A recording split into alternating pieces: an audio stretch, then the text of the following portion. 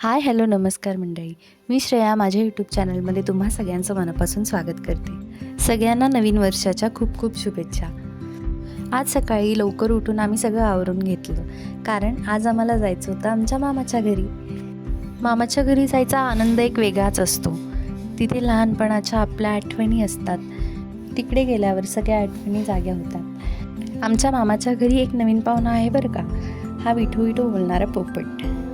मामाकडे जाऊन चहा पिला, गप्पा गोष्टी केल्या आणि तिथून पुढे आम्ही पुन्हा बाहेर जाण्यासाठी निघालो.